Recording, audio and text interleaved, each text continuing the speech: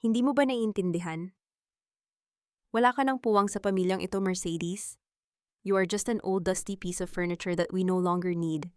Kaya parang awa mo na huwag mo nang pahabain ang eksenang ito. Ang boses ni Doña Remedios ay parang laslas ng patalim sa gitna ng masayang ingay ng balse at tawanan sa labas ng mansyon. Ngayong gabi ang kapistahan ng San Guillermo at ang bahay ng mga De la Vega ang sentro ng marangyang pagdiriwang. Ngunit dito sa loob ng madilim na silid-aklatan, tila tumigil ang mundo ni Mercedes. Nanginginig ang kanyang mga kamay habang hawak ang isang pilak na tray na naglalaman ng espesyal na arroz caldo na 5 oras niyang niluto. Punong-puno ang mangkok ng mga sangkap na paborito ni Rico, ang kanyang asawa mula sa malutong na bawang, hanggang sa pinakamalambot na bahagi ng manok. Ito ang kanyang paraan ng pag-aalaga ang kanyang tahimik na sakripisyo sa loob ng 10 taon. Ngunit ang mainit na singaw ng pagkain ay tila naging yelo nang magtama ang paningin nila ni Rico. Hindi tumingin ang kanyang asawa sa kanyang mga mata. Sa halip abala ito sa pag-aayos ng kanyang mamahaling kurbata, habang nakatayo sa tabi ni Clara, isang babaeng mas bata, mas maputi at suot ang isang pulang bestida, na tila sumisigaw ng tagumpay. Rico, ano ang ibig sabihin nito? Ang halos pabulong na tanong ni Mercedes. Ang bawat salita ay parang may nakabara sa kanyang lalamunan. Piyesta ngayon, maraming bisita sa labas. Nagluto ako para sa iyo para sa pamilya natin. Isang mapait na tawa ang pinakawalan ni Rico bago siya humarap ng tuluyan. Mercedes, look at yourself. You smell like onions and sweat. You've become so boring and toxic. Isang dekada akong nagtiis sa pagiging mabuti mo pero hindi na sapat iyon. Clara makes me feel alive. Siya ang nararapat sa tabi ko, sa harap ng mga tao, hindi ang isang tulad mong mukhang katulong na. Sa sandaling iyon, naramdaman ni Mercedes ang isang matinding pamanhid na gumapang mula sa kanyang mga paa hanggang sa kanyang dibdib. Ang pilak na tray na maingat niyang binuhat ay dahan-dahang hiwalay sa kanyang mga daliri. Hindi niya narinig ang ingay ng pagbagsak nito sa sahig. Ang tanging naramdaman niya ay ang pagwisik ng mainit na sabaw sa kanyang maruming duster. Ang pagkaing inihanda niya ng may pagmamahal ay kalat na ngayon, sa paanan ng kanyang asawa marumi itinatapon, at walang halaga. Lumapit si Doña Remedios at marahas na hinablot ang kanyang braso.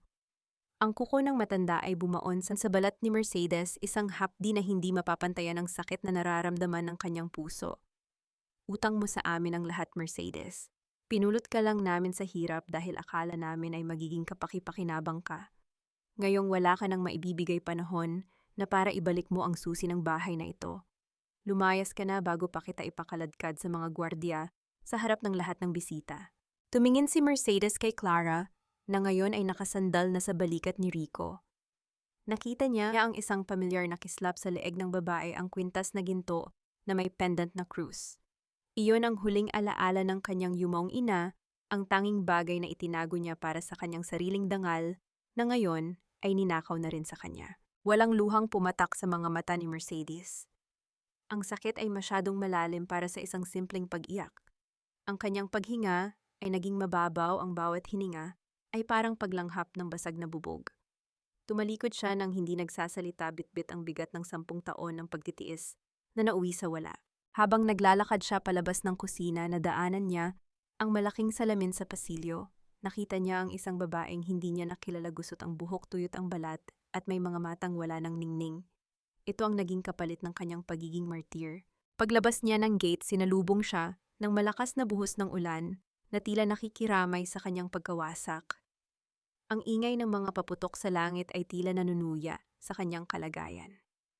Wala siyang dalang kahit ano kundi ang basang duster at ang hapdi ng katotohanan. Tumigil siya sa gitna ng kalsada, hinahayaan ng ulan na hugasan ng mantsa ng arroz caldo sa kanyang damit, ngunit alam niyang walang anumang tubig ang makakahugas sa dumi ng kanilang pagtataksil. Sa gitna ng dilim, isang katanungan ang paulit-ulit na umuukit sa kanyang isipan, isang tanong na nagmumula sa kailaliman ng kanyang nagdurugong kaluluwa. Hanggang kailan nga ba dapat magtiis?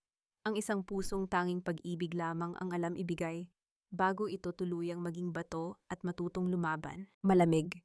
Hindi lamang ang tubig na bumabagsak mula sa langit ang nagpapanginig sa buong katawan ni Mercedes, kundi ang bawat dulo ng kanyang mga himaymay na tila unti-unting namamatay sa bawat hakbang niya palayo sa mansyon. Ang bawat patak ng ulan sa kanyang mukha ay humahalo sa mga luhang kanina pa niya pinipigilan. Ang kalsadang dati ay puno ng liwanag dahil sa mga dekorasyon ng piyesta ay tila naging isang madilim at walang katapusang tunnel. Diyos ko, saan ako pupunta, ngu? Ang pabulong na tanong niya sa sarili habang ang kanyang mga paa na suot ang manipis na tsinelas ay lumulubog sa maputik na gilid ng daan. Ang kanyang bayong ay mabigat na hindi dahil sa laman, kundi dahil sa tubig na nanuot sa iilang pirasong damit na nailigtas niya. Sa gitna ng kanyang paglalakad, naramdaman niya ang unti-unting pagbigat ng kanyang mga binti. Ang ing pagod ng 10 taon ng paglilingkod, ang puyat sa pag-aalaga sa biyenang hindi marunong magpasalamat, at ang gutom ng isang pusong pinagkaitan ng pag-ibig ay sabay-sabay na sumingil sa kanya. Nagdilim ang kanyang paningin. Ang ingay ng paligid ay naging isang mahinang ugong hanggang sa tuluyan siyang mawalan ng lakas. Bago pa man tumama ang kanyang mukha sa malamig na semento, isang pares ng matitigas at magaspang na kamay ang sumalo sa kanya. Ang huling naramdaman ni Mercedes ay ang amoy ng tuyong dahon at ang init ng isang katawang tila matagal nang naghihintay sa kanya. Nang imulat ni Mercedes ang kanyang mga mata, hindi ang puting kisame ng mansyon ang kanyang nakita. Sa halip, bumungad sa kanya ang mga kawayang dingding at ang amoy ng insenso at nilagang luya. Ang liwanag ay nagmumula sa isang maliit na gasera na nakapatong sa isang lumang aparador. Gising ka na pala, Ija. Uminom ka muna nito para uminit ang sikmura mo. Ang malambot ngunit seryosong boses ng isang matanda ang pumutol sa katahimikan. Dahan-dahang bumangon si Mercedes. Nakita niya ang isang matandang babae na nakaupo sa isang tumba-tumba abala sa pag-ayos ng mga hibla ng mapuputing sinulid. Ang kanyang mga mata, bagaman may bahid ng katarata, ay tila nakakakita sa kaibuturan ng kaluluwa ni Mercedes. Lola Amparo, ang nauutal na tanong ni Mercedes. Naalala niya ang matanda. Siya ang dating tagahabi ng kanyang ina bago ito pumanaw. Akala ng lahat ay matagal na itong umalis ng bayan. Oo, Mercedes, matagal na kitang pinagmamasdan mula sa malayo. Nakita ko ang bawat pagyuko mo sa mga De La Vega. Nakita ko kung paano mo hinayaan na maging abo ang sarili mo para lamang bigyan sila ng liwanag. Ang sabi ni Lola Amparo habang patuloy sa kanyang paghabi. Napayuko si Mercedes, ang kahihiyan ay muling dumaloy sa kanyang mga ugat. Wala na po akong mukhang may haharap sa kahit kanino, Lola. Pinalayas ako na parang aso. Wala akong natira. Ang kwintas ni nanay, nakuha pa nila. Huminto si Lola Amparo at tumingin ng diretso sa kanya. Ang yaman ay hindi lamang nasa ginto, Ija, ang tunay na yaman ay nasa mga kamay na marunong lumikha. Ang nanay mo, si Maria, ay hindi lamang isang simpleng babae. Siya ang reyna ng pinya weaving sa bayang ito bago siya nabulag ng pag-ibig sa tatay mo. Inabot ng matanda ang isang lumang kahon na gawa sa nara. Diyan sa loob may isang liham ang iyong ama. Ibinilin niya ito sa akin bago siya mawala. Sabi niya, ibigay ko lang ito sa'yo kapag wala ka na talagang matakbuhan. Kapag ang lahat ng pangarap mo ay gumuho na, nanginginig ang mga kamay ni Mercedes habang binubuksan ng kahon. Sa loob, bukod sa isang lumang sobre, ay may isang malit na piraso ng tela, isang pinya na may napakagandang borda ng mga bulaklak na tila totoong namumukadkad. Sa gitna ng tela may nakasulat na pangalan, Mercedes. Hindi mo pa alam ang buong katotohanan tungkol sa pamilya De La Vega, Mercedes. Ang dagdag ni Lola Amparo, ang boses ay naging kasing lamig ng hangin sa labas. Ang utang na loob na sinasabi ni Doña Remedios yon ay isang malaking kasinungalingan na itinahi nila para mabilanggo ka. Mabilis na binuksan ni Mercedes ang sobre.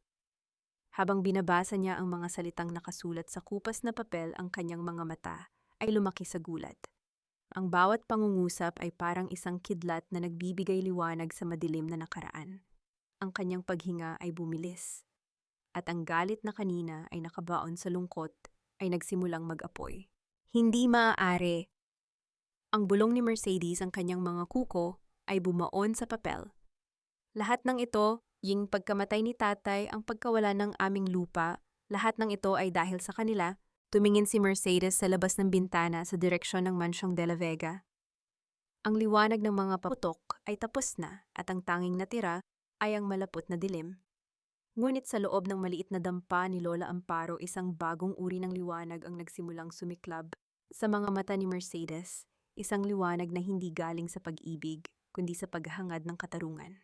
Anong lihim ang nakasulat sa papel na tuluyang wumasak sa huling bakas ng pagmamahal ni Mercedes kay Rico at ano ang nakatakda niyang gawin ngayong alam na niya ang tunay na halaga ng kanyang mga kamay? Ang ateng. Ang tawat salitang nakasulat sa sulat ni tatay ay tila mga uling na nagbabaga sa aking palad. Hindi lamang pala ang aking kasalukuyan ang ninakaw ng mga De La Vega, kundi pati na rin ang aking nakaraan. Ang lupang kinatitirikan ng kanilang mansyon ang kayamanang ipinagmamalaki ni Doña Remedios. Lahat ng yon ay nagmula sa panlilinlang nila sa aking ama noong siya ay naghihingalo na. Ang utang na loob na naging tanikala sa aking leeg sa loob ng 10 taon ay isang malaking kasinungalingan. Huwag mong hayaang lamunin ka ng galit, Mercedes. Ang mahinahong paalaala ni Lola Amparo habang inaayos ang mitya ng gasera.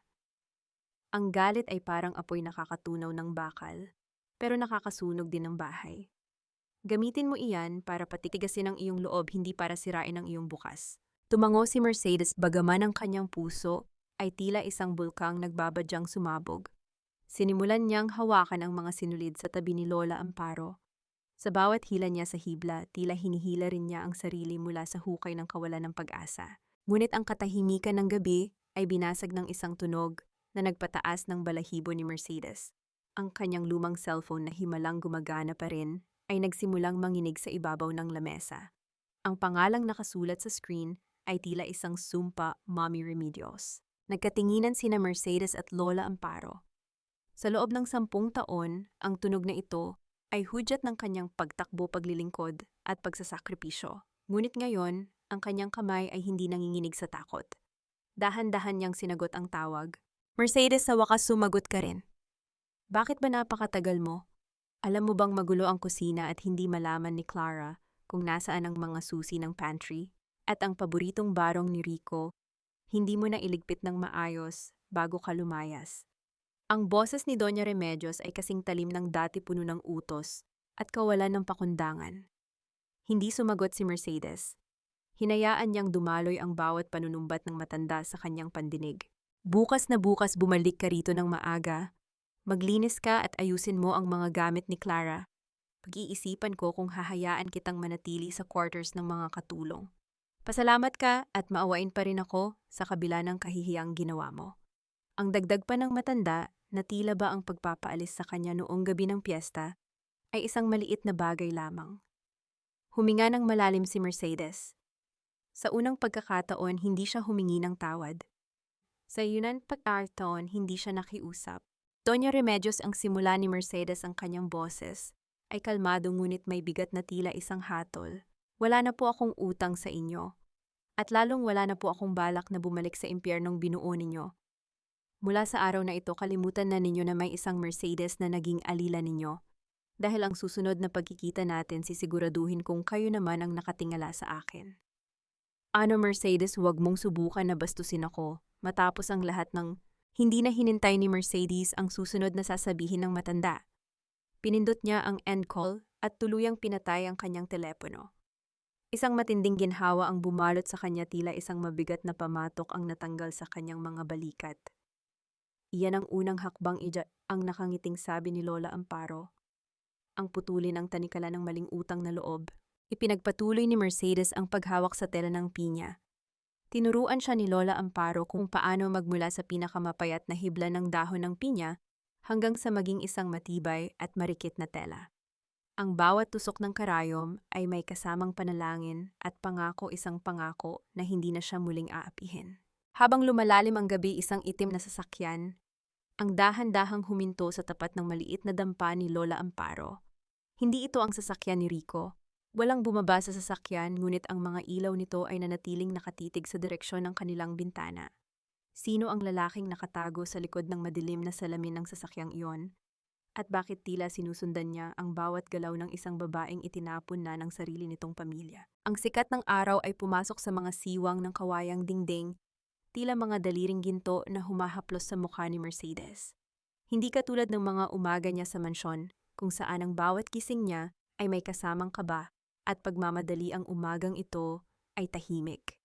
Ngunit ang katahimikang ito ay may kalakip na sakit. Ang bawat himaymay ng kanyang kalamnan ay tila sumisigaw mula sa pagod ng nagdaang gabi. Dahan-dahan siyang bumangon at lumapit sa kagamitan sa paghahabi.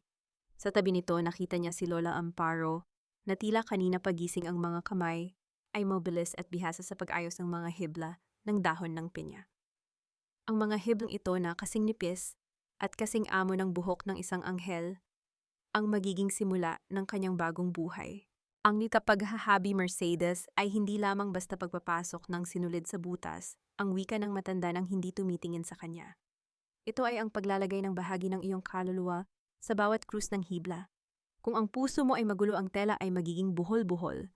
Kung ang puso mo ay puno ng pot, ang tela ay magiging matigas at walang ganda. Hinawakan ni Mercedes ang tela.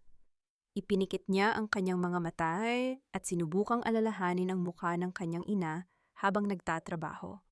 Sa bawat galaw ng kanyang mga daliri, tila nadarama niya ang init ng pagmamahal na ipinagkait sa kanyang pamilya de la Vega. Ang bawat paghila niya sa sinulid ay tila pagtahi sa sarili niyang mga sugat, ngunit ang katahimikan ng kanilang pagtatrabaho ay nagambala ng marinig ang tunog ng mga yabag ng sapatos sa labas ng dampa. Hindi ito ang mabigat at mayabang na lakad ni Rico, kundi isang hakbang na tila nag-aalangan, ngunit may direksyon. Bumukas ang pinto at isang lalaki ang tumambad sa kanila. Nakasuot siya ng simpleng puting polo at maong, ngunit ang tindig niya ay may taglay na awtoridad na hindi maikakaila. Siya ang lalaki sa loob ng itim na sasakyan kagabi. Ang kanyang mga mata ay madilim, ngunit may bakas ng pagkamausisa at isang bagay na hindi mawari ni Mercedes simpatya. Magandang umaga po, Lola Amparo. Ang bati ng lalaki, ang boses ay malalim at may kalmado. Bumaling siya kay Mercedes at tumitig ng sandali. Kayo po ba ang anak ni Maria si Mercedes? Naramdaman ni Mercedes ang mabilis na pagtibok ng kanyang puso. Agad siyang tumayo at lumayo ng kaunti, ang kanyang katawan ay automatikong naging alerto. Tila isang hayop na handang tumakbo mula sa panganib.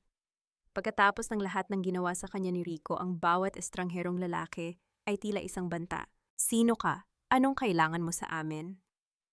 Ang tanong ni Mercedes, ang kanyang boses ay nanginginig sa gitna ng takot at tapang. Bahagyang ngumiti ang lalaki, isang ngiti na hindi umabot sa kanyang mga mata, na tila may dala ring sariling pighati. I'm Mateo. I'm a furniture designer and an advocate of traditional Filipino textiles. Matagal ko nang hinahanap ang sining ng iyong ina. Ang sabi nila sa kanya lamang nanggagaling ang pinakamagandang pinya sa buong probinsya.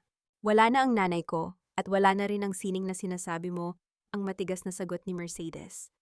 Kung nandito ka para bumili, nagkakamali ka ng pinuntahan.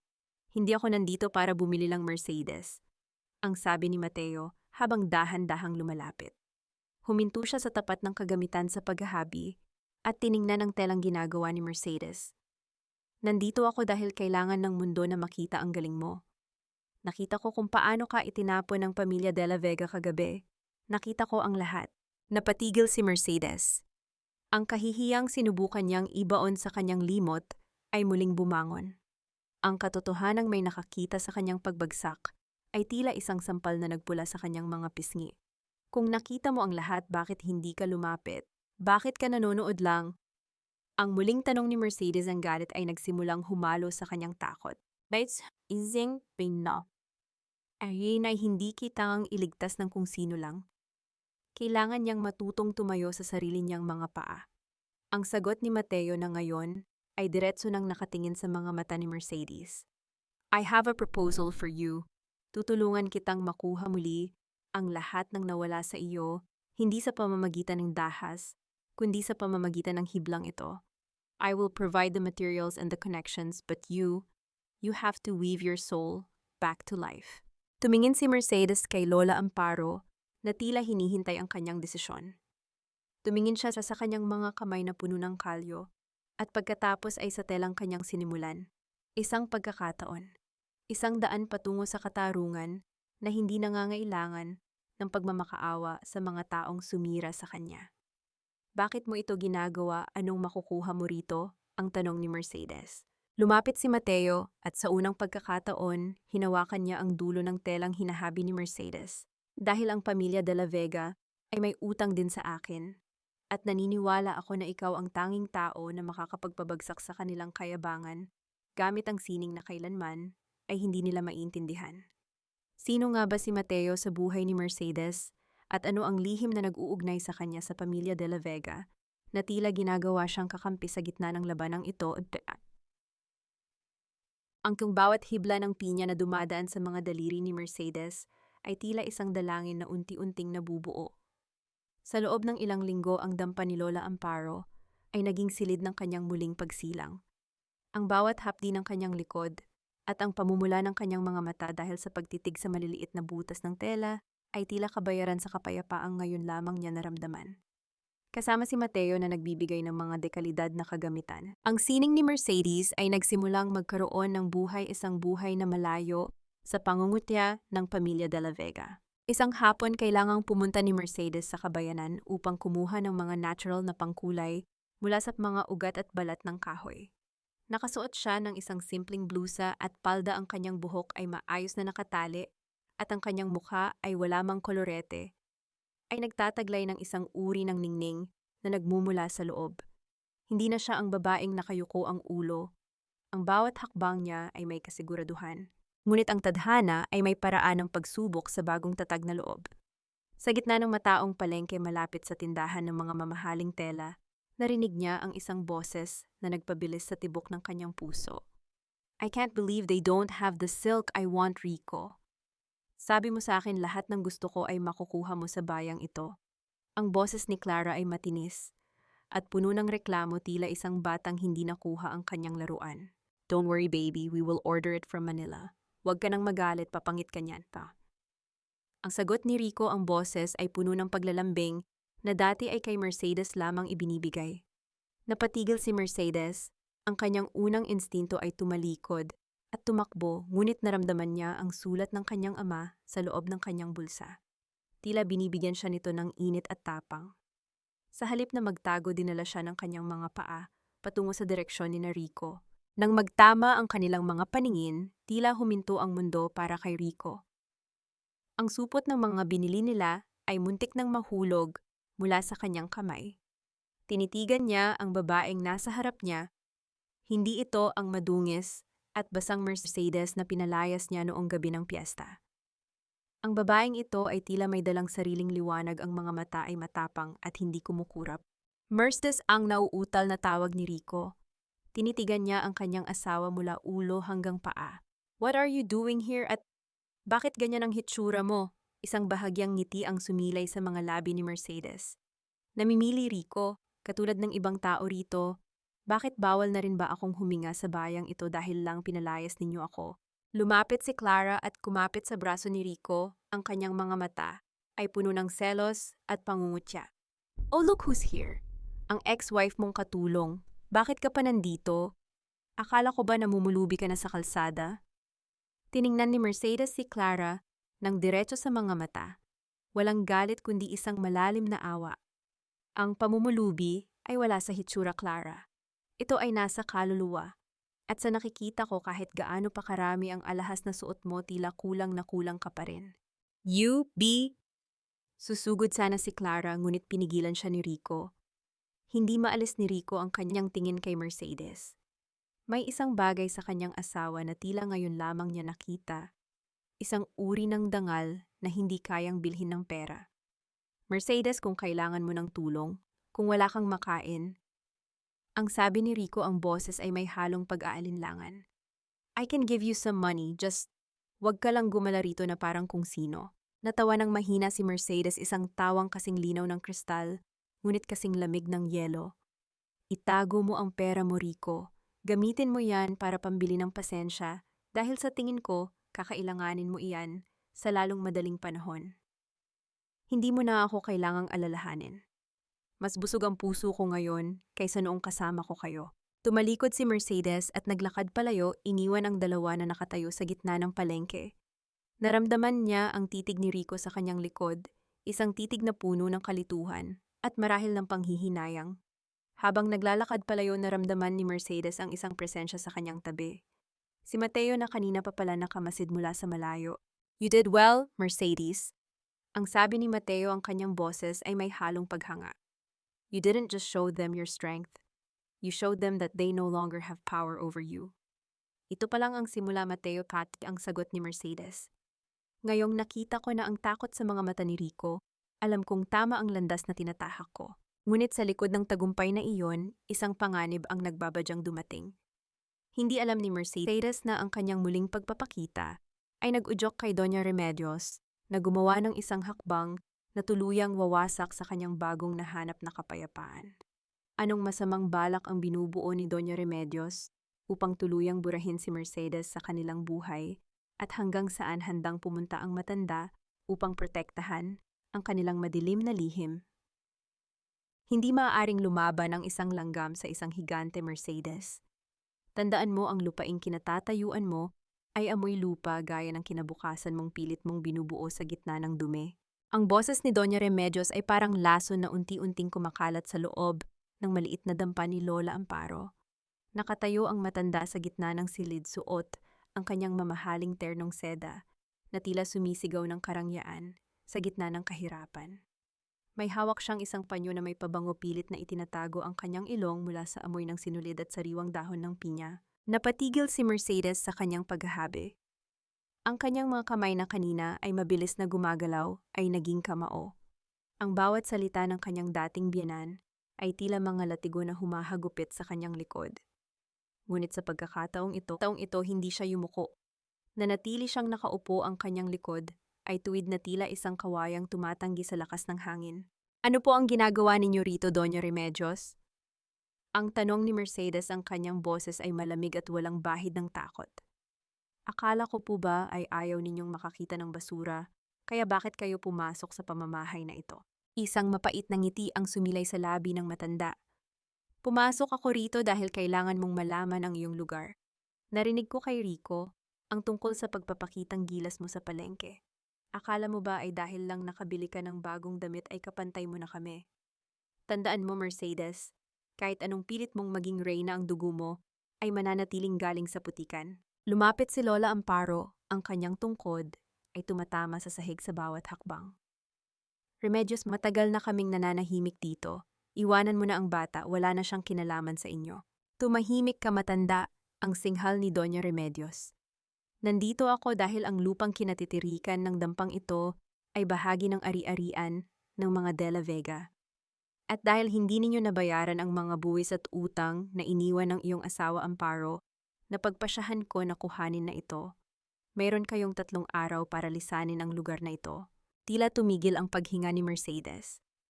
Ang dampang ito, ang tanging lugar na nagbigay sa kanya ng pag-asa, ang tanging kanlungan ni Lola Amparo, ay pilit na kinukuha ng kasakiman. Hindi ninyo pwedeng gawin iyan. Ang sigaw ni Mercedes, tumayo na siya at hinarap ang matanda. May mga dokumento kami. Ang lupang ito ay ibinigay sa pamilya ni Lola Amparo bago pa man ninyo nakilala ang mga De La Vega. Dokumento? Tumawa ng malakas si Doña Remedios, isang tawang puno ng pang-uuyam. Ang pera ko ang gumagawa ng sarili nitong dokumento, Mercedes. Sino ang maniniwala sa isang baliw na matanda? At sa isang pinalayas na asawa? You have nothing. At sisiguraduhin ko na bago matapos ang linggong ito, matutulog kayo sa ilalim ng tulay. Nilapitan ni Doña Remedios ang kagamitan sa paghahabi ni Mercedes. Hinawakan niya ang telang pinya na ilang linggong pinaghirapan ng dalaga. Sa isang mabilis na galaw, kinuha niya ang isang gunting na nakapatong sa lamesa at marahas na ginupit ang gitna ng tela. Naramdaman ni Mercedes ang isang matinding hapdi sa kanyang dibdib, tila ang sarili niyang balat ang ginugupit ng matanda. Ang bawat hibla na naputol ay tila mga pangarap na muling nadudurog. Ito ang mangyayari sa lahat ng pangarap mo, Mercedes. Ang bulong ni Doña Remedios habang itinatapon ang ginupit na tela sa sahig. Don't ever think you can challenge me, dahil sa dulo ako pa rin ang may hawak ng gunting na puputol sa iyong hininga. Lumabas ang matanda, iniwan ang dampa na puno ng katahimikan at bighati. Napaluhod si Mercedes sa sahig, kinuha ang basag-basag na tela at naluha. Ang bawat patak ng kanyang luha sa nasirang pinya ay tila isang sumpa ng paghihiganti. Ngunit sa gitna ng kanyang pag-iyak, naramdaman niya ang isang kamay sa kanyang balikat. Si Mateo. Kanina pa pala ito nakatayo sa may pinto, ang kanyang mga mata ay nag-aapoy sa galit na hindi pa nakikita ni Mercedes. Huwag mong iyakan ang tela, Mercedes. Ang sabi ni Mateo, ang boses ay malalim at puno ng determinasyon. Ang tela ay pwedeng palitan, pero ang katarungan iyan, ang susunod nating hahabiin. Anong magagawa natin, Mateo? Kukunin nila ang lahat pati ang dampa ni Lola Amparo. Ang sabi ni Mercedes sa gitna ng hikbi. Huminga ng malalim si Mateo at may inilabas na isang lumang papeles mula sa kanyang bag.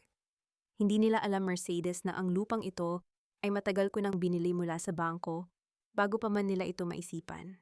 Let them play their games. Pero sa huli tayo ang maglalatag ng sarili nating patibong. Sino nga ba talaga si Mateo at bakit tila lagi siyang isang hakbang na nauuna sa mga De La Vega at ano ang gagawin ni Mercedes ngayong alam niyang may kakampi siyang handang ibuhos ang lahat para lamang makita siyang nagtatagumpay. Ang bawat gupit sa tela ay tila hiwa sa aking sariling kaluluwa, Mateo. 10 taon akong naging piping saksi sa kanilang kalupitan, pero ang sining na ito na lang ang natitira sa akin. Nanginginig ang boses ni Mercedes habang pinagmamasdan ang mga naguhit na hibla ng pinya sa sahig. Ang sikat ng araw na tumatagos sa bintana ay tila nanunuya sa kanyang kawalan. Ang bawat sinulid na pinagpuyatan niya ay kalat-kalat na ngayon, parang mga pangarap na dinurog sa ilalim ng mamahaling sapatos ni Doña Remedios. Dahan-dahang lumapit si Mateo. Hindi siya nagsalita agad. Sa halip lumuhod siya sa tabi ni Mercedes at isa-isang pinulot ang mga ginupit na tela. Sa bawat pagdampot niya, naramdaman ni Mercedes ang isang uri ng katahimikan na hindi niya kailanman naramdaman kay Rico. Kay Rico, ang bawat pagkakamali niya ay ingay at panunumbat. Kay Mateo, ang bawat sakit ay tila binibigyan ng puwang para huminga. Tumingin ka sa akin, Mercedes, ang mahinahong utos ni Mateo. Napilitang mag-angat ng tingin si Mercedes. Ang mga mata ni Mateo ay parang malalim na dagat sa gabing madilim, misteryoso, pero may pangako ng kaligtasan. Ramdam niya ang init ng presensya ng lalaki, ang bango ng pinewood at sariwang hangin na tila bumabalot sa kanyang nanginginig na katawan. Ang telang ito ay patunay lamang na natatakot sila sa iyo. Ang sabi ni Mateo, habang ang kanyang kamay ay dahan-dahang dumapo sa balikat ni Mercedes. Hindi ito mapang-angkin kundi isang tahimik na suporta na nagpabilis sa tibok ng puso ng dalaga. Ang isang taong walang kapangyarihan ay hindi pag-aaksayahan ng panahon ni Doña Remedios. Inatake ka niya dahil alam niyang ang mga kamay mong ito ang magtatapos sa kanyang kaharian. Inabot ni Mateo ang kagamitan sa paghahabi at sinimulang ayusin ang mga nagkabuhol-buhol na sinulid. Tutulungan kita. Bubuhayin nating muli ang hiblang ito. Pero sa pagkakataong ito, hindi lang simpleng tela ang gagawin natin. Gagawa tayo ng isang obra na hindi nila magagawang gupitin o baliwalain. Sa gitna ng kanilang pag-aayos, hindi sinasadyang nagdampi ang kanilang mga kamay sa ibabaw ng kahoy na habihan. Parang may kuryenteng gumapang sa balat ni Mercedes. Mabilis niyang binawi ang kanyang kamay, ang kanyang mga pisngi ay nag-init.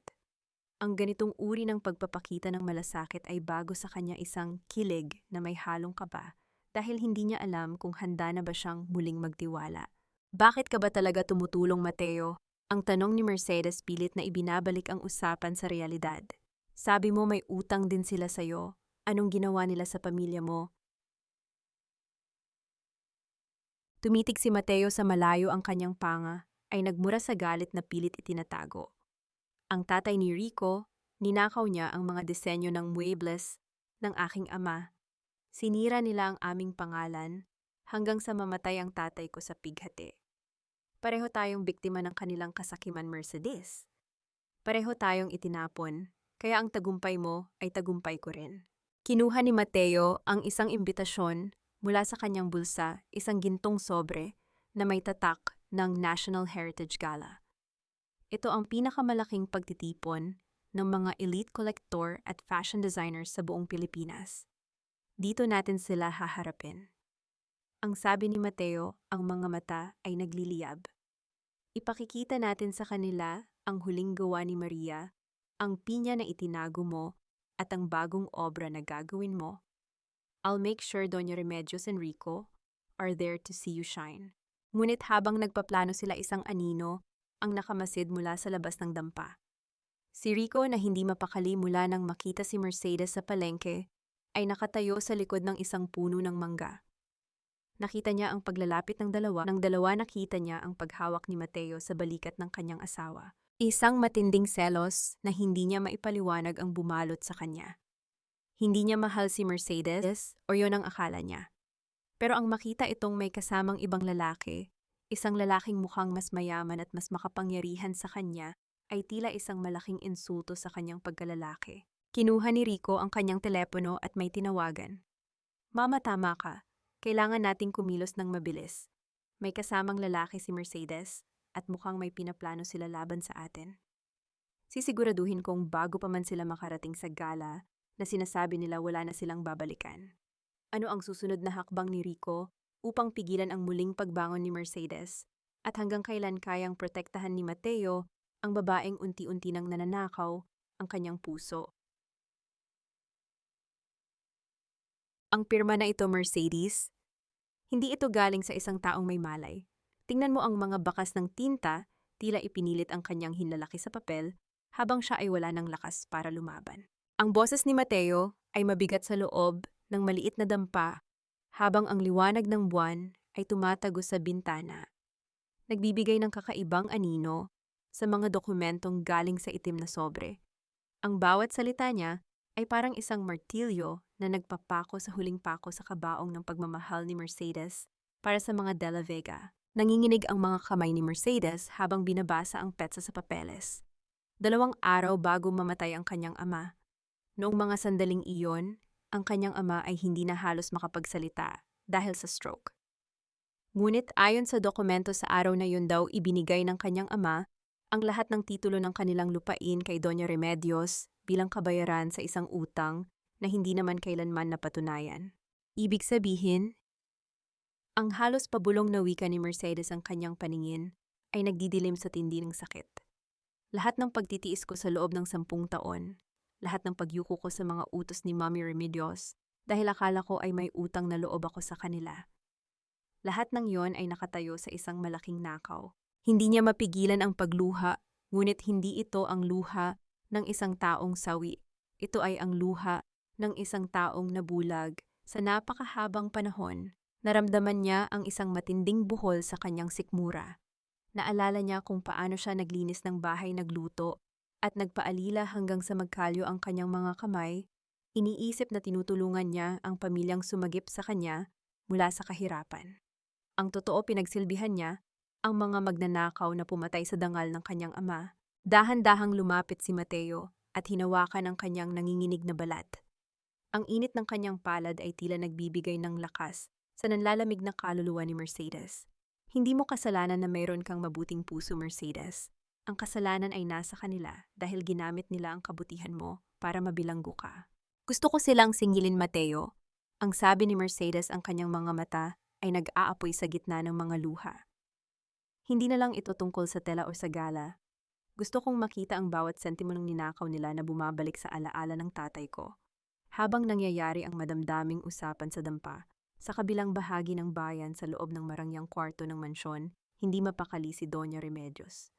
Nakatayo siya sa bintana tinitingnan ang dilim ng gabi, habang hawak ang isang baso ng alak. Rico, sigurado ka ba sa nakita mo? Ang tanong ng matanda sa kanyang anak na nakaupo sa sofa, hawak ang kanyang ulo sa sobrang tension. Opo, ma, nakita ko silang dalawa. Mukhang hindi lang simpleng tulong ang ibinibigay ng lalaking iyon kay Mercedes. At ang lalaking iyon, pamilyar ang mukha niya. Parang nakita ko na siya sa mga lumang larawan ng mga kompetensya ni Papa noon. Ang sagot ni Rico, ang boses ay puno ng selos at takot. Isang mapait na ngiti ang sumilay sa labi ni Doña Remedios. Kung ganoon tama ang hinala ko, ang itim na sobre na itinago ng tatay ni Mercedes ay nahanap na niya. Hindi natin pwedeng hayaang makarating sila sa gala. Kapag lumabas ang sining ni Mercedes kasama ang mga dokumentong iyon, tayo ang babagsak sa putikan. Anong gagawin natin, ma? Ipapulis ba natin sila? Hindi, Rico. Mas mabilis ang apoy kaysa sa batas. Ang malamig na sagot ng matanda. Gamitin mo ang mga tauhan mo sa bodega. Siguraduhin ninyo na bukas ng umaga wala ng kahit isang hibla ng pinya ang matitira sa dampang iyon. At siguraduhin ninyong hindi na makakatayo si Mercedes para lumaban pa. Bumalik ang eksena sa dampa kung saan si Mercedes ay nakasandal sa balikat ni Mateo. Sa sandaling iyon, ang mundo ay tila tahimik, ngunit ang amoy ng usok ay nagsimulang pumasok sa maliliit na siwang ng dingding. Isang kakaibang init ang nagmumula sa silong ng bahay. Nagkatinginan sina Mercedes at Mateo. Isang katotohanan ang gumuhit sa kanilang isipan. Ang digmaan ay hindi na lamang nasa loob ng korte, o sa entablado ng gala. Ang digmaan ay nagsimula na at ang apoy ay narito na para lamunin ang huli nilang pag-asa.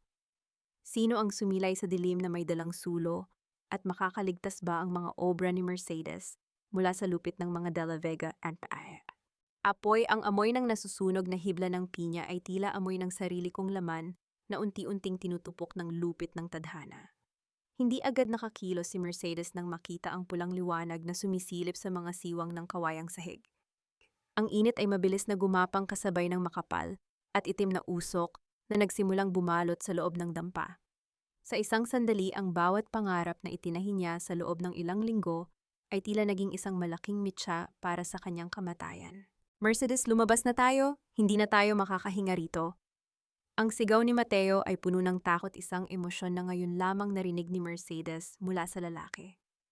Hinawakan ni Mateo ang kanyang braso, pilit siyang hinihila, patungo sa pinto ngunit nanatiling nakatitig si Mercedes sa baul na nasa sulok. Ang pinya ni Nanay Mateo, ang obra ni Nanay, at ang mga dokumento ni Tatay. Hindi ko sila pwedeng iwan. Ang boses ni Mercedes ay kasing pait ng usok na lumalamon sa kanyang baga. Kumawala siya sa pagkakahawak ni Mateo at sumugod patungo sa nagbabagang sulok ng silid. Mercedes, it's too dangerous. Bumalik ka rito. Ngunit hindi nakinig ang dalaga. Gamit ang kanyang duster, binuhat niya ang mabigat na baul. Naramdaman niya ang hapdi ng apoy sa kanyang mga braso. Ang balat niya ay tila binabalatan ng buhay, ngunit mas matindi ang sakit sa kanyang puso. Sa isiping mawawala ang huling alaala ng kanyang mga magulang. Sa tulong ni Mateo, nailabas nila ang baul bago tuluyang gumuho ang bubong ng dampa. Paglabas nila, sinalubong sila ng malamig na hangin ng madaling araw, ngunit ang kanilang mga mukha ay puno ng uling at luha. Napaluhod si Mercedes sa damuhan, pinagmamasdan ang mabilis na paglamon ng apoy sa tanging lugar na itinuring niyang tahanan. Sa kabilang bahagi ng bakod sa dilim ng mga puno ng saging, nakita ni Mercedes ang isang anino. Isang lalaking nakatayo ang mukha ay bahagyang naiilawan ng apoy. Si Rico. Hawak pa nito ang isang lalagyan ng gas, ang kanyang mga mata ay puno ng takot ngunit may halong kaduwagan. Nagtagpo ang kanilang mga paningin. Walang salita ngunit ang bawat tibok ng puso ni Mercedes ay tila isang sumpa laban sa lalaking minsan niyang minahal. Nakita niya ang pagtalikod ni Rico at ang mabilis nitong pagtakbo patungo sa naghihintay na sasakyan sa kalsada. Lola Amparo, ang mahinang tawag ni Mercedes nang makita ang matanda na inaalalayan ni Mateo. Ligtas ang matanda, ngunit ang kanyang mga mata ay nakatitig sa abo ng kanyang nakaraan. Huwag kang umiyak, Jack. Ang sabi ni Lola Amparo, ang kanyang boses ay mahina, ngunit may taglay na kakaibang tatag. Ang dampa ay kawayan lamang. Pero ang katotohanan ay hindi nasusunog ng kahit anong apoy. Dahan-dahang binuksan ni Mercedes ang baul.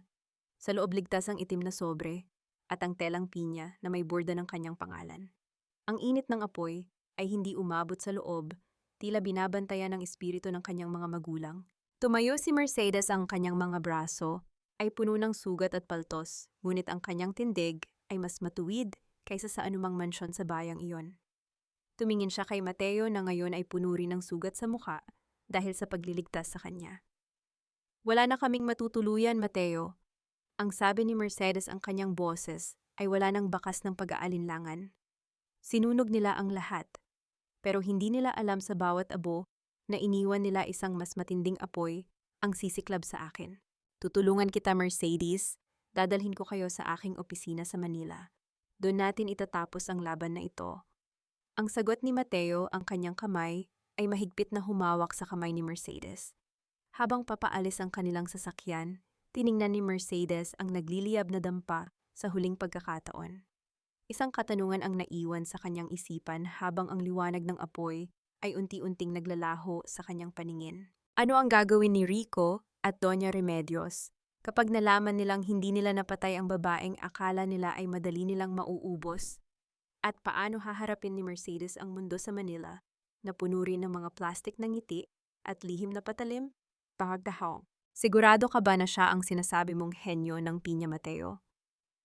She looks more like a survivor of a tragedy than a master weaver. Ang boses ni Julian, isang tanyag na fashion consultant sa Manila, ay kasing lamig ng aircon sa loob ng modernong atelier ni Mateo sa Makati. Tinitigan niya si Mercedes mula ulo hanggang paa sa kanyang simpleng suot, na hiniram lamang sa kanyang buhok na maayos man ang pagkakatali, ay halata ang pagod at sa kanyang mga kamay na may mga benda dahil sa mga paltos mula sa apoy. Naramdaman ni Mercedes ang pamilyar na kurot sa kanyang dibdib, ang pakiramdam ng pagiging maliit ng pagiging probinsyana na pilit sumasali sa laro ng mga higante. Bahagya niyang hinila ang manggas ng kanyang blusa para itago ang mga paso sa kanyang braso. Ang bawat tibok ng kanyang pulso ay nagpapaalala sa kanya ng hapdi ng gabi nang masunog ang kanyang dampa, isang sakit na tila ayaw siyang iwan. Julian looked at her work, not her scars. Ang matigas na sagot ni Mateo habang inilalatag ang telang pinya na nailigtas ni Mercedes mula sa baul. Ang mga sugat na iyan ang nagpapatunay kung gaano niya kamahal ang kanyang sining. At ang sining na yan ang magpapabagsak sa lahat ng alam mo tungkol sa fashion. Natahimik si Julian nang mahawakan ng tela.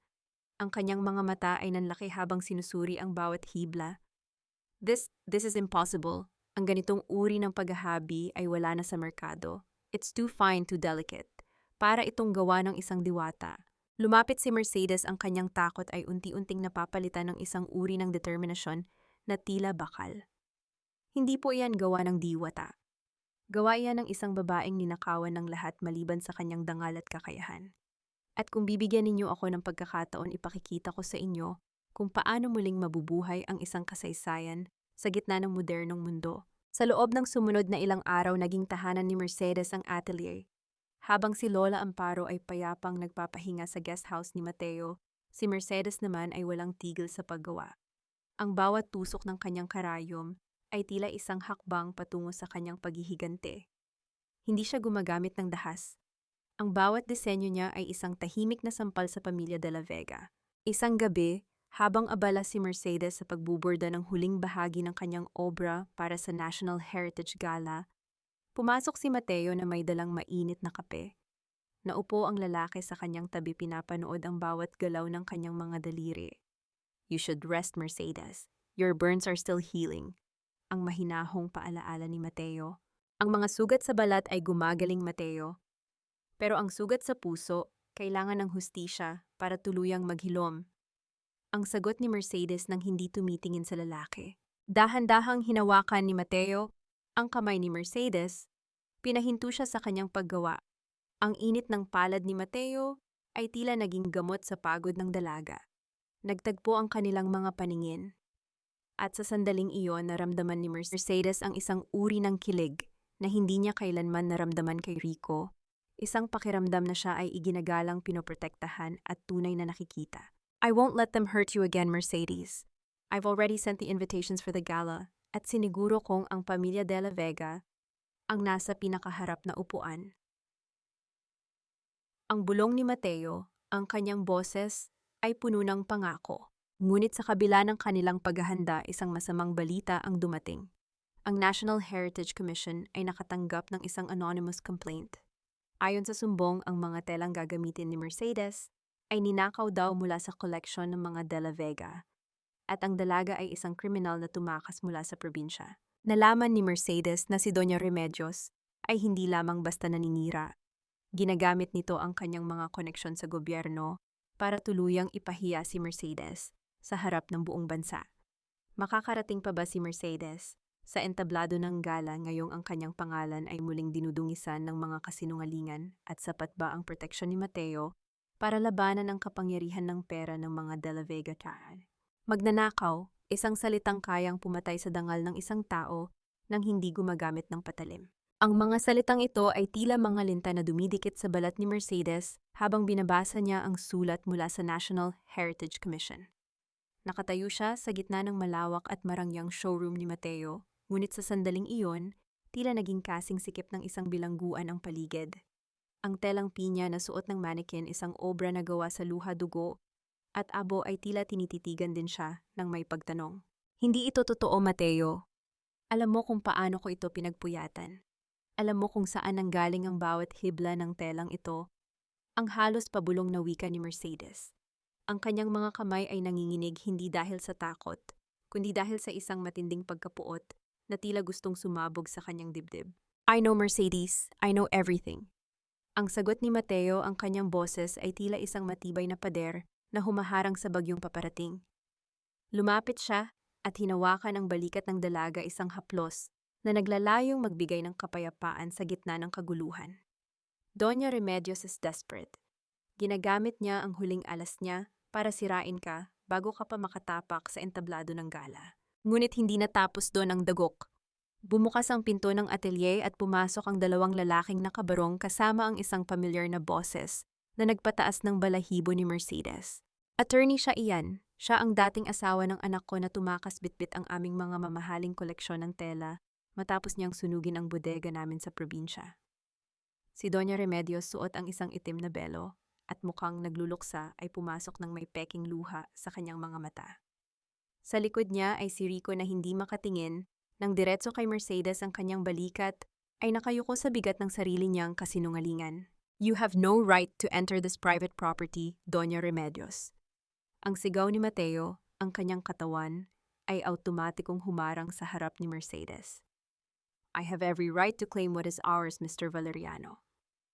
Ang sagot ng matanda, ang kanyang ngiti, ay kasing talim ng isang pangil.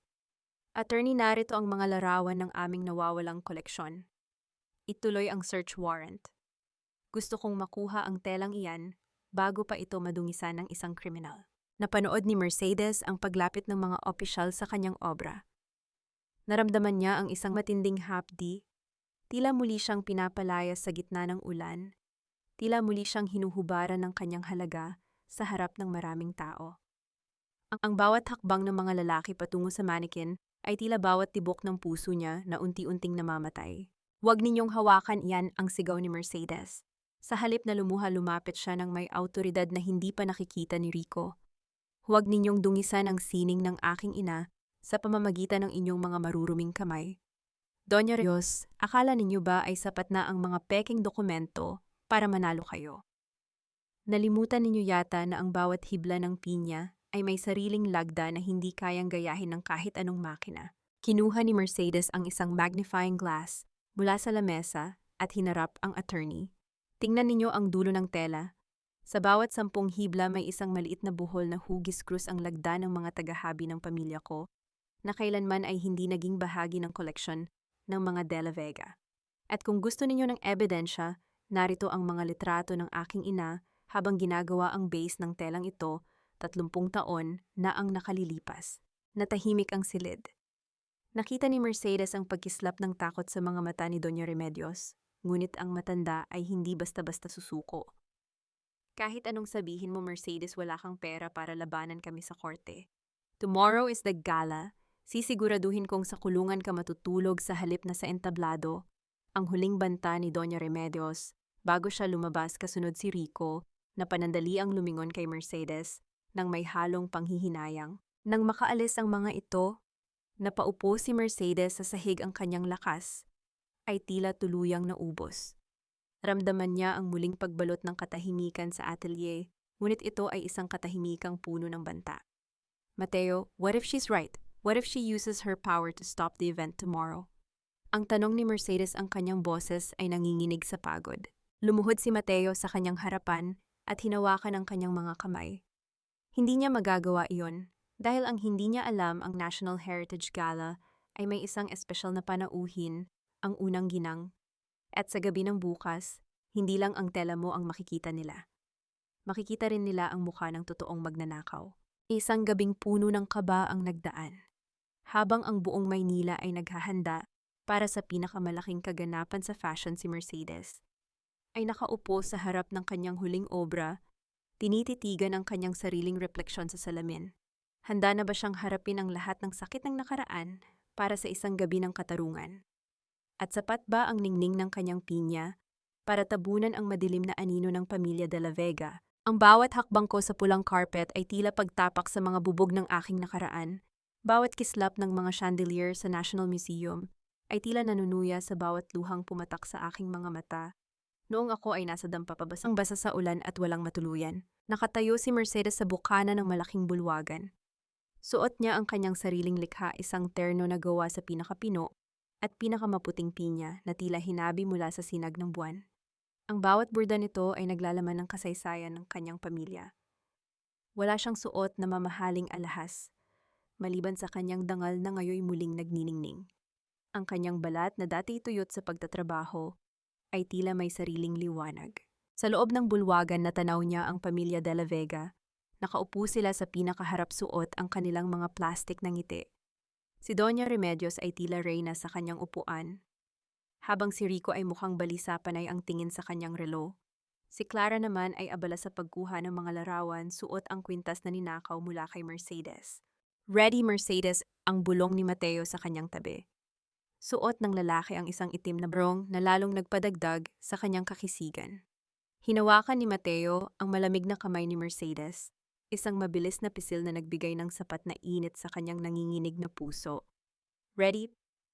Ang sagot ni Mercedes, ang kanyang boses ay hindi na nanginginig. Nang ianunsyo ng MC ang pagtatanghal ng The Weaver's Redemption, namatay ang mga ilaw sa bulwagan at isang solong spotlight ang tumama kay Mercedes habang dahan-dahan siyang naglalakad patungo sa entablado. Isang kolektibong buntong hininga ng paghanga ang narinig mula sa mga panauhin. Wait, is that Mercedes? Ang malakas na bulong ni Rico na narinig hanggang sa ikatlong hanay ng mga upuan.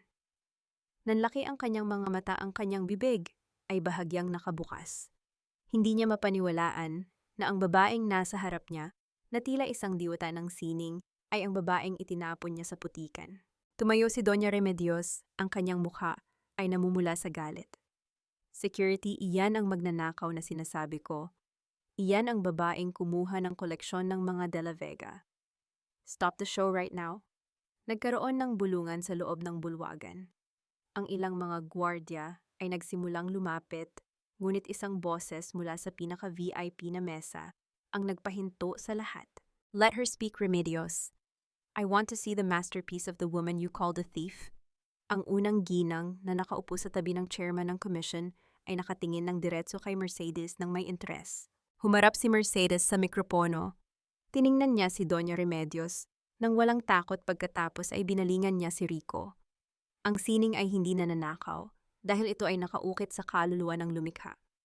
Ang telang suot ko ngayon ay hindi koleksyon ng mga de la Vega. Ito ay ang huling habilin ng aking ama, si Don Vicente, na pinagtulungan ninyong nakawan ng lupa, ng yaman at ng buhay.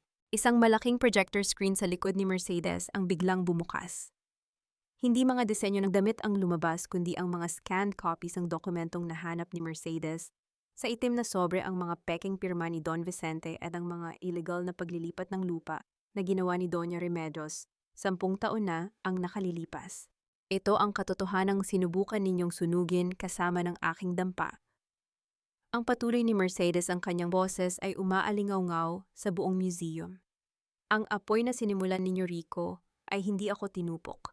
Sa halip, ito ang nagpatatag sa akin para harapin kayo ngayong gabi, na puno ng gulo ang bulwagan. Ang mga reporter ay nagsimulang magkislapan ng mga camera patungo sa pamilya de la Vega.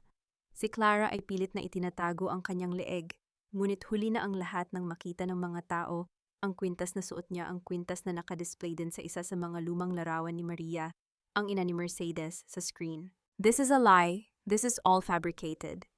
Ang sigaw ni Doña Remedios habang pilit siyang inaalalayan ni Rico palabas ng bulwagan dahil sa tindi ng hiyang nararamdaman. Ngunit bago sila makalabas, hinarangan sila ng mga operatiba ng National Bureau of Investigation na kanina pa pala naghihintay sa labas ng pinto, bit-bit ang mga tunay na warrant of arrest para sa kasong falsification of documents at arson. Rico, look at me, ang huling sabi ni Mercedes habang dinadala ng mga pulis ang kanyang asawa. 10 taon akong naging alipin ng inyong mga kasinungalingan. Ngayong gabi malaya na ako. At kayo naman ang magsisimulang magbayad sa bawat hibla ng buhay na sinira ninyo. Habang pinapanood ni Mercedes ang pagbagsak ng mga taong nagpahirap sa kanya, naramdaman niya ang kamay ni Mateo na muling humawak sa kanyang bewang. Sa gitna ng palakpakan ng mga tao, isang bagay ang nakita ni Mercedes sa mga mata ni Mateo, isang pangako na ang gabi na ito ay hindi lamang dulo ng isang paghihiganti, kundi simula ng isang tunay na pag-ibig. Ngunit sa gitna ng tagumpay, isang huling mensahe ang natanggap ni Mateo sa kanyang telepono na nagpabago sa kanyang ekspresyon. Sir, tumakas si Clara. Bitbit niya ang orihinal na titulo ng lupa at papunta siya sa paliparan. Makukuha pa ba ni Mercedes ang katarungang matagal niyang hinintay o magagawa pang makatakas ng huling alaala ng kasakiman ng mga De La Vega and Heights? Hindi ako pwedeng bumalik sa hirap. Hindi ako pwedeng maging talunan tulad ni Rico at ng kanyang nanay sa akin ang lahat ng ito sa akin. Ang iyong mga salitang ito ay tila mga hiyaw ng isang desperadong hayop habang si Clara ay mabilis na nag-eempake sa loob ng isang madilim na silid sa hotel. Ang kanyang mga kamay ay nanginginig habang isinisiksik niya ang mga orihinal na titulo ng lupa at ang mga hiyas na ninakaw niya sa loob ng isang maliit na bag. Ang kwintas ni Maria, ang ina ni Mercedes, ay mahigpit na nakakapit sa kanyang leeg, tila isang sakal na ayaw siyang pakawalan. Sa labas ang tunog ng sirena ng mga pulis ay papalapit na. Ngunit para kay Clara, ang mas nakakatakot ay ang ideya na muli siyang magiging walang-wala. Habang nangyayari ito sa loob ng sasakyan ni Mateo, ang hangin ay puno ng tensyon at hindi maipaliwanag na emosyon. Suot pa rin ni Mercedes ang kanyang nagniningning na terno, ngunit ang kanyang mga mata ay nakatuon sa bintana, pinapanood ang mga ilaw ng Maynila na naglalakbay sa dilim. Huwag kang mag-alala, Mercedes. Nakabantay ang mga tauhan ko sa lahat ng exit ng hotel. Hindi siya makakalabas ng bansa. Ang mahinahong sabi ni Mateo habang mahigpit ang hawak sa manibela. Hindi ko akalain na aabot sa ganito, Mateo. Ang sagot ni Mercedes, ang kanyang boses ay puno ng pagod. Akala ko kapag nakuha ko na ang katarungan magiging magaan na ang lahat. Pero bakit parang may kulang pa rin? Bakit kailangan pa rin may tumakas at may masira? Dahil ang katarungan ay hindi lamang tungkol sa pagpaparusa, Mercedes. Tungkol din ito sa pagbawi sa mga bagay na tunay na sayo, hindi lang ang lupa, kundi ang kapayapaan mo. Ang sabi ni Mateo at sandali niyang hinawakan ang kamay ni Mercedes.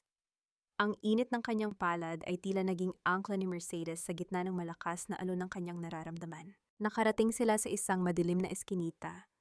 Sa likod ng hotel, kung saan isang itim na sasakyan ang naghihintay para kay Clara. Nakita nila ang babae na nagmamadaling lumabas mula sa fire exit, balot ng itim na jacket at pilit na itinatago ang kanyang mukha. Clara, tumigil ka! Ang sigaw ni Mercedes habang bumababa ng sasakyan. Napatigil si Clara.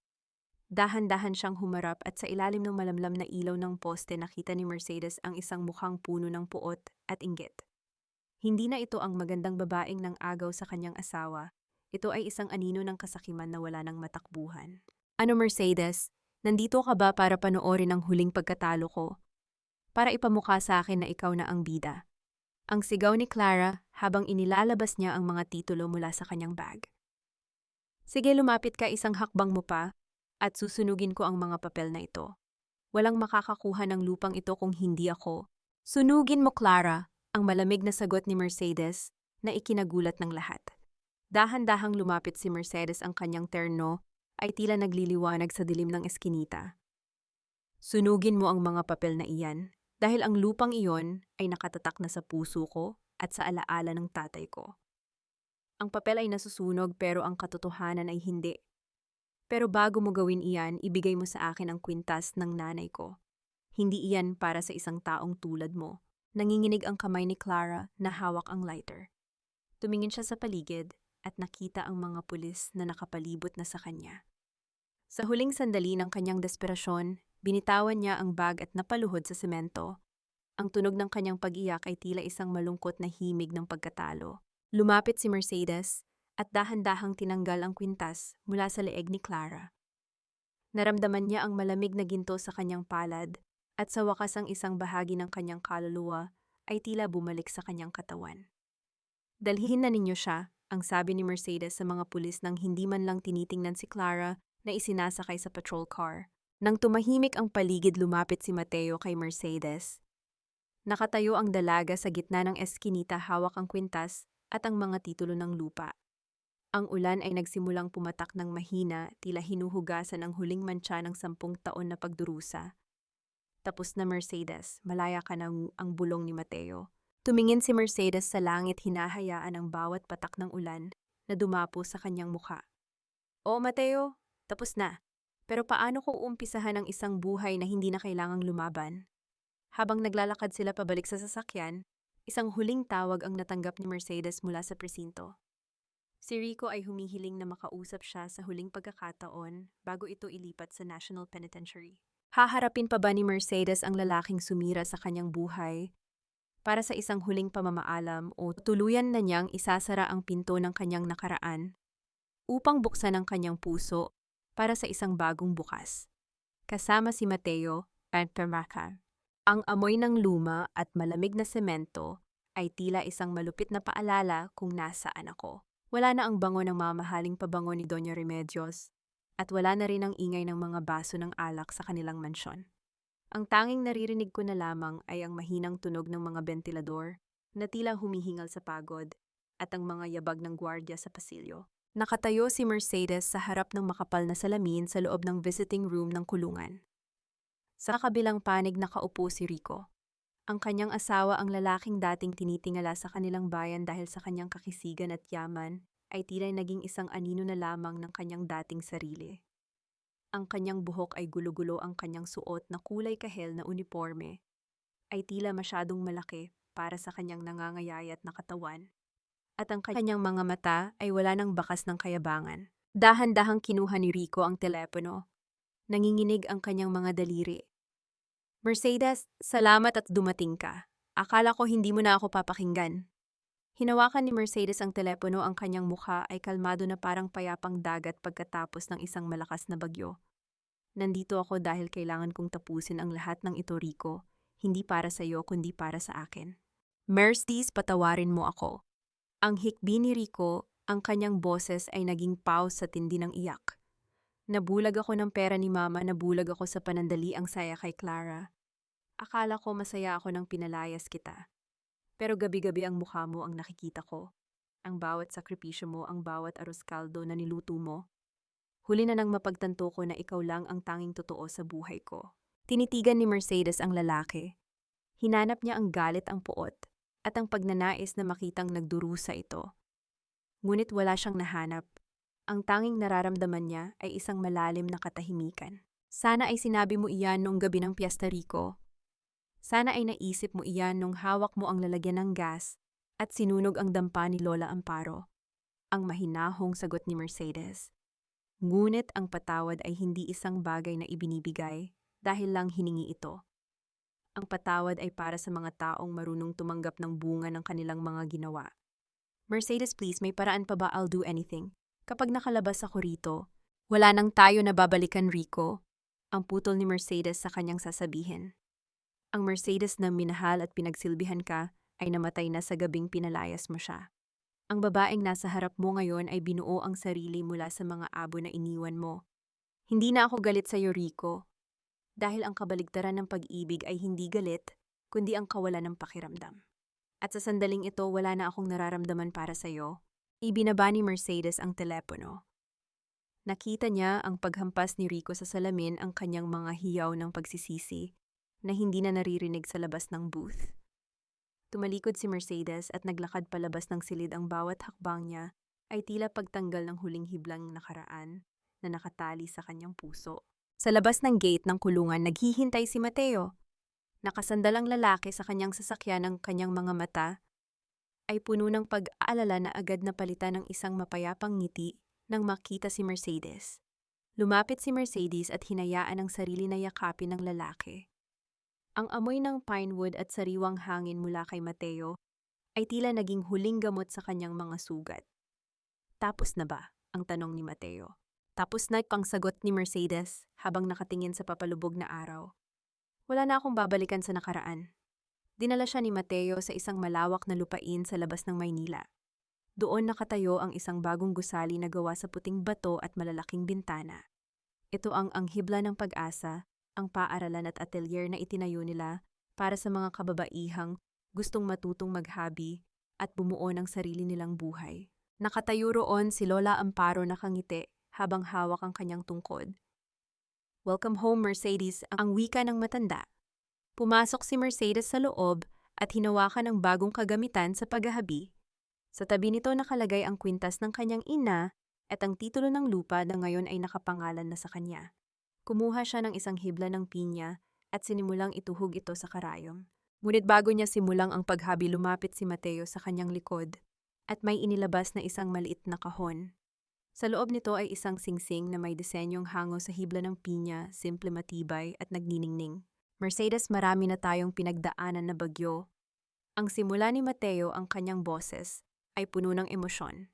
Hindi ko maibabalik ang 10 taon na nawala sa iyo, pero handa akong ibigay ang lahat ng mga taon na natitira sa akin para siguraduhin hindi ka na muling luluha sa sakit.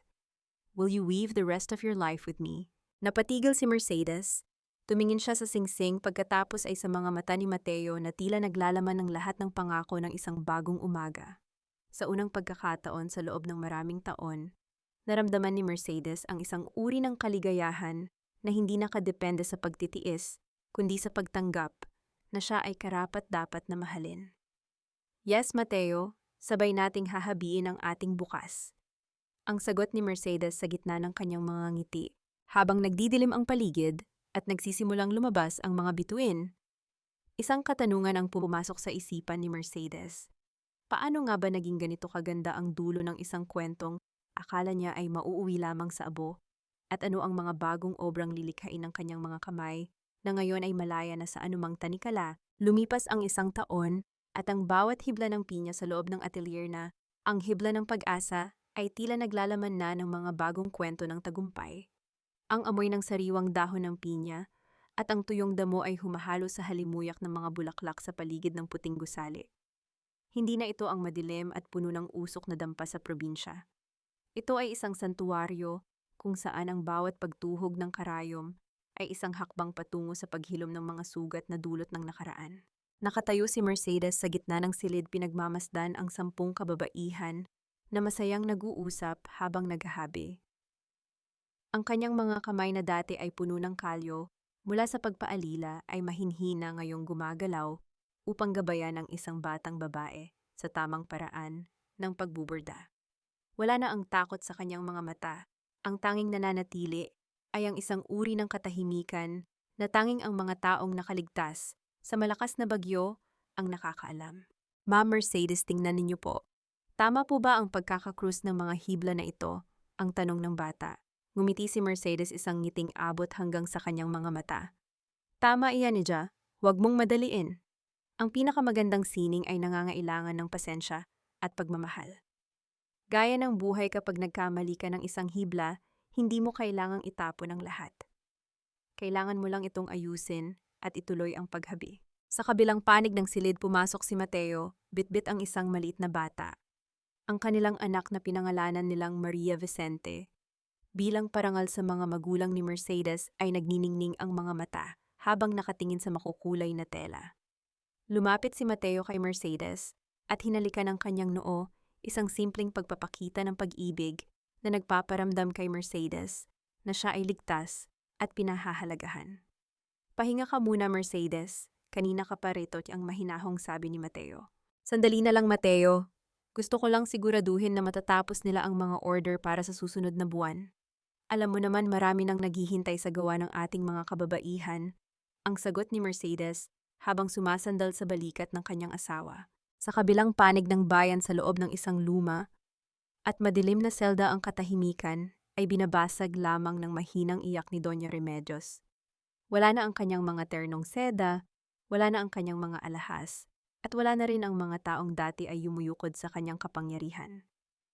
Si Rico naman ay madalas na nakatulala sa pader. Hawak ang isang lumang litrato ni Mercedes na kinuha niya sa basura bago pa siya makulong, isang alaala ng isang kayamanan na binaliwala niya at kailanman ay hindi na niya muling mahahawakan.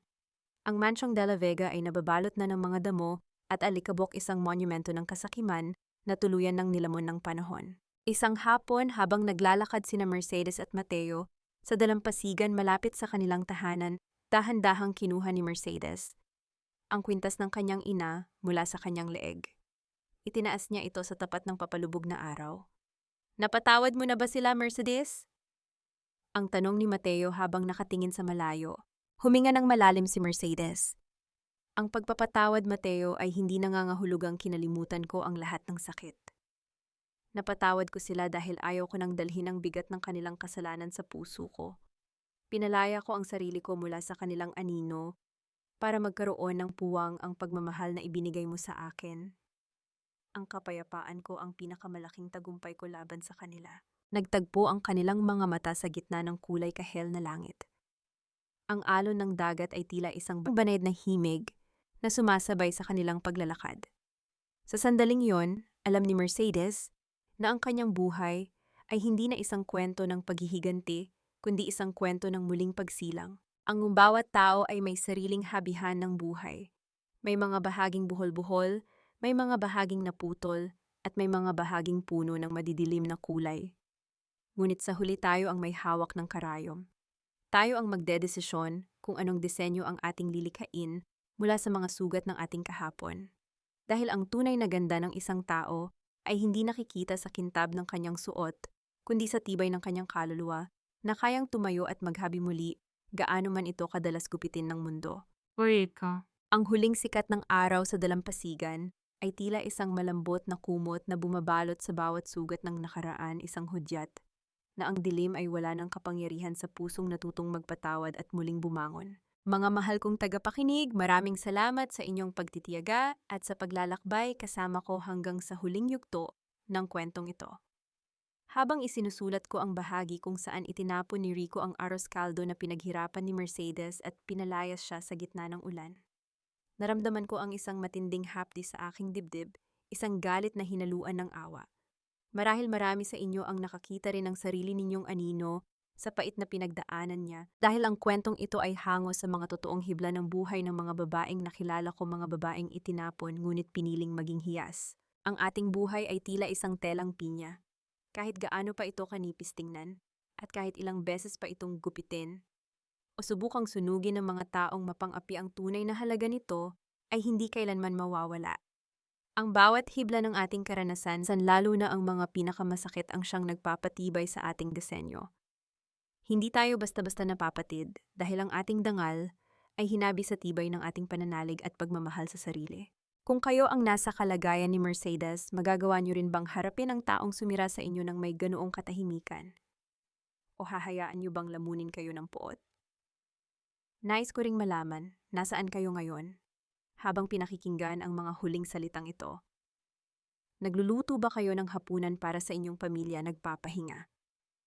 Matapos ang maghapong pagtatrabaho, o marahil ay may sarili rin kayong laban na kinakaharap, ibahagi niyo naman sa comment section ang inyong mga nararamdaman o ang inyong sariling kwento ng pagbangon, dahil dito sa ating komunidad, palaging may mga pusong handang makinig at umunawa.